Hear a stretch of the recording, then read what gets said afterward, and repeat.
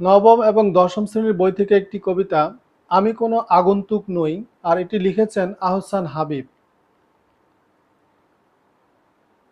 আসমানের তারা সাক্ষী, সাক্ষী এই জমিনের ফুল, এই নিশিরাইতে বাঁশবাগানে বিস্তর জোনাকি সাক্ষী, সাক্ষী এই জারুল চামরুল, সাক্ষী পুবের পুকুর, তার ঝাঁকড়া ডুমুরের ডালে স্থির চিত্র, মাছরাঙা তোমাকে চেনে।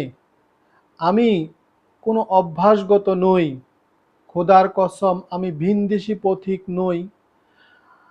আমি কোনো আগন্তুক নই, আমি কোনো আগন্তুক নই।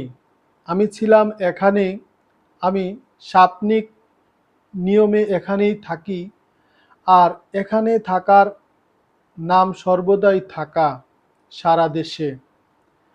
আমি কোনো আগন্তুক নই, এই খর রুদ্র জলজ বাতাস, মেঘ ক্লান্ত বিকেলের পাখিরা আমাকে চেনে।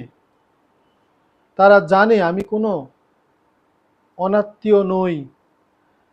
কার্তিকের ধানের মঞ্জুরি সাক্ষী, সাক্ষী তার চিরল পাতার টলমল শিশির, সাক্ষী জ্যোৎস্নার চাদরে ঢাকা নিশিন্দার ছায়া।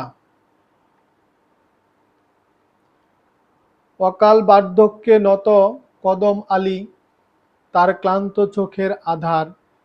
আমি চিনি, আমি তার চিরচেনা স্বজন একজন। আমি জমিলার মার শূন্য খাখা, রান্নাঘর শুকনো থালা সব চিনি। সে আমাকে চেনে।